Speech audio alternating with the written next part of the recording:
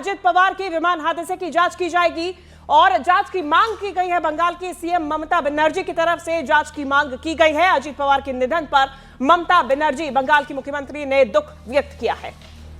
तो देखिए, उनके जितने सहयोगी हैं, जितने समर्थक हैं, वो सब लगातार अब अपनी अपनी प्रतिक्रियाएं यहां पर दे रहे हैं और सभी इस वक्त गम में डूबे हुए हैं। ये कई तस्वीरें लगातार हमने आपको यहां पर दिखाई। एक बहुत बड़ा दुख का पहाड़ यहां पर अजीत पवार के पूरे परिवार पर यहां पर टूटा और पूरा परिवार अब लगातार बारामती की ओर अग्रसर कुछ ही देर में यहां पर होगा भी। और ये हादसे वाली जगह की तस्वीर आप देखिए, भयंकर ये हादसा, भयंकर प्लेन क्रैश वहां पर नीचे आया था। ऐसा लग रहा था उसका क्रैश हो जाएगा, ऐसा हम सोच रहे थे, तभी क्रैश हो गया। हम देखे कि हमें लगा नहीं क्रैश हो गया है, लेकिन एयर ट्रैप पे उतरेगा ऐसा लगा, उतर रहा है, लेकिन क्रैश हुआ और उसके बाद स्फोट हो गया उसका ज़बरदस्त। स्फोट होने के बाद वो हम देखने आए, पहले देखा तो उसको आग लगी थी पूरे प्लेन को, और उसके बाद 4-5 स्फोट हो गया विमान में उसका। और उसके बाद बहुत लोग आ गए और उसने निकालने की कोशिश की, लेकिन बड़ी आग लगी, उसके कारण कोई मदद नहीं कर सकता। लेकिन सब आ गए। तब बाद में उसको उसमें आजिदा था। ये हमारे लिए बहुत शौक की बात में है, कि हमें बता नहीं सकते हम बात में ऐसा, लेकिन हमने देखा है कि पायलट ने भी ट्राई किया होगा कि लैंडिंग करने का, लेकिन लैंडिंग हुआ नहीं है। ये बहुत शौक वाली घटना है। हमने देखा पूरा एक नीचे आ रहा था, ट्रैप पे आ रहा था, ट्रैप के नज़दीक एक 100 फुट से नज़दीक आके गिर गया है। और चश्मदीदों को आप सुन रहे हैं कि ये जो पूरा हादसा हुआ, कई वहां पर लोग भी मौजूद थे जिन्होंने अपनी आंखों से देखा। उनको भी विश्वास नहीं हो रहा था कि वाकई में ये प्लेन लैंड हुआ या फिर क्रैश हुआ है, क्योंकि वो भी देख रहे थे कितना लो फ्लाइंग ये विमान था और कितनी देर में ये विमान नीचे से उड़ता हुआ। पृथ्वीराज चौहान जी हमारे साथ जुड़ गए हैं, पूर्व मुख्यमंत्री महाराष्ट्र। पृथ्वीराज जी, बेहद ही ये जो दुखद खबर सामने आई है, काला दिन एनसीपी के लिए, महाराष्ट्र के लिए, परिवार के लिए, आप आखिरी शब्द क्या कहना चाहेंगे?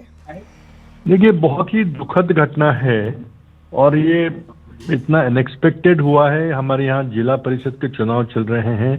कल ही नॉमिनेशन विड्रॉल का आखिरी दिन था और ये 5-7 दिन एक्टिव कैंपेन होगा।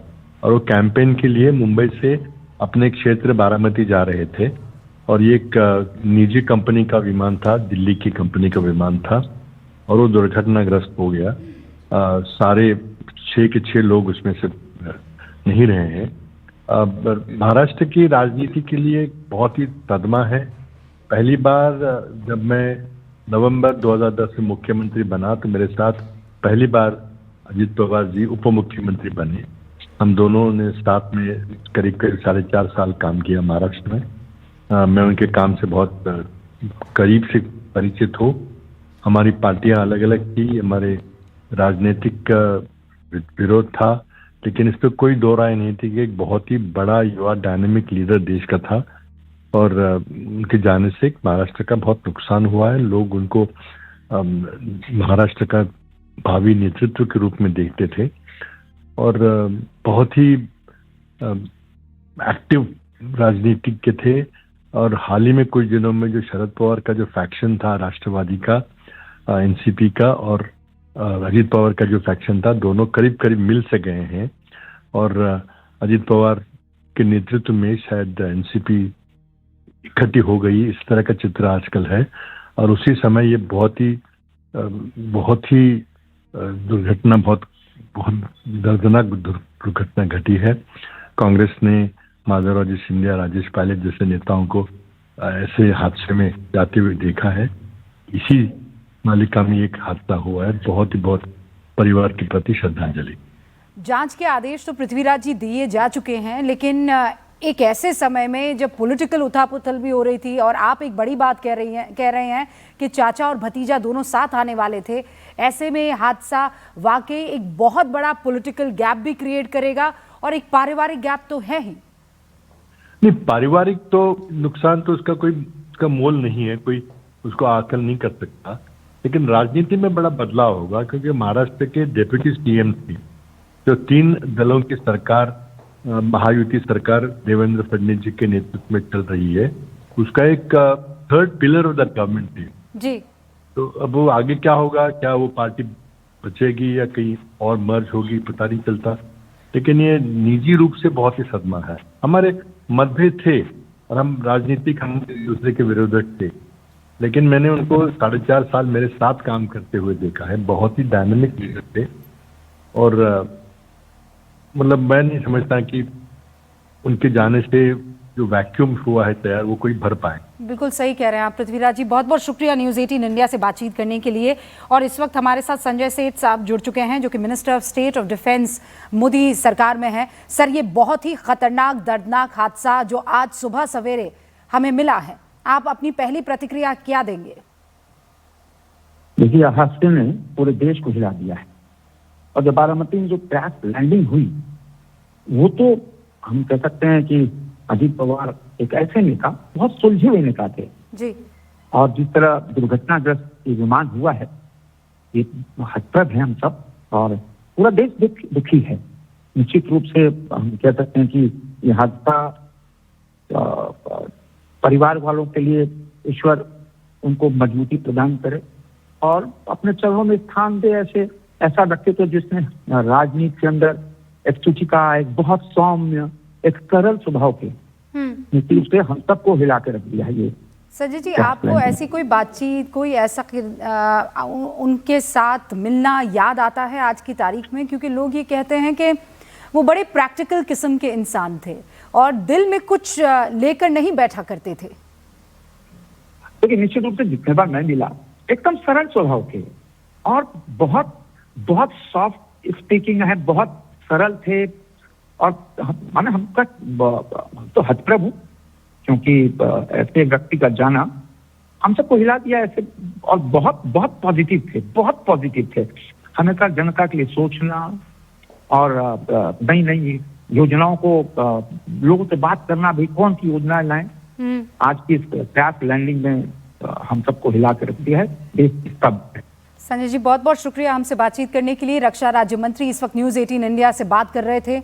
तो दर्शकों, आज ये सबसे बुरी और सबसे दर्दनाक खबर है। विमान हादसे में महाराष्ट्र के डिप्टी सीएम अजीत पवार की मौत हो गई है। पंचायत राज के इलेक्शंस चल रहे हैं, वो अपने गृह जिले बारामती पहुंच रहे थे। नितिन गडकरी इस वक्त कुछ कह रहे हैं, सुनते हैं। नीति में मेरे बहुत घनिष्ठ मित्र रहे, उनके मेरे पारिवारिक संबंध रहे। बहुत कर्मठ, अच्छा प्रशासक और विकास की दृष्टि रखने वाले ऐसे वो नेता थे। उनके जाने से बहुत बड़ा नुकसान हुआ है। उनके परिवार को भी काफ़ी उनके ऊपर भी एक बड़ा हादसा हुआ है। मुझे लगता है कि भगवान उनको ये जो घटना हुई है इसका दुख सहन करने की ताकत दे। मैं व्यक्तिगत रूप से और पार्टी के तरफ से महाराष्ट्र के इस पुराने सहयोगी को मैं श्रद्धांजलि अर्पित करता हूँ। भगवान उनके आत्मा को शांति दे, यही ईश्वर चरणों में प्रार्थना करता हूँ।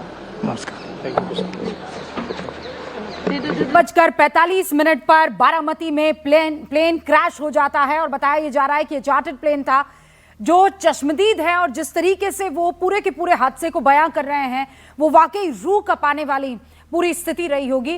प्लेन लैंडिंग की पूरी कोशिश हो रही थी, चार्टर्ड प्लेन था, 6 लोग उसमें सवार थे, लेकिन ऐसा लगा कि हो सकता है कि ये जो क्रैश लैंडिंग है किसी तरह हो जाए और सब ठीक हो जाएगा।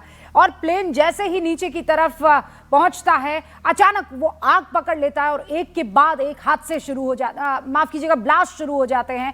और चश्मदीद ये कहते हैं कि उन्हें इस बात का एहसास ही नहीं हुआ कि ये देखते ही देखते कुछ पलों में क्या हो गया। 100 फीट की ऊंचाई से ये सारा मंजर देखते रहे चश्मदीद। जबरदस्त विस्फोट हो रहे थे, ऐसा लगा कि पूरा का पूरा प्लेन आग के हवाले हो चुका है।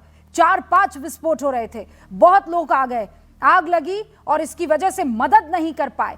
और लोगों को जब यह पता चला कि अजीत पवार उसमें मौजूद थे, लोग वहां पर हक्के बक्के रह गए। और ये कुछ देर पहले की तस्वीर है, आप देखिए आसपास के लोग इकट्ठे हो गए हैं, पुलिस वहां पर मौके पर पहुंच चुकी है, फायर फाइटर्स वहां मौके पर पहुंच चुके हैं। लेकिन ये बड़ी खबर है, अजीत पवार का निधन हो गया है। इस वक्त महाराष्ट्र ही नहीं पूरे देश में शोक की लहर है, क्योंकि एक यंग डायनामिक लीडर के तौर पर उनको देखा जाता था और उनके गुरु कोई और नहीं शरद पवार थे।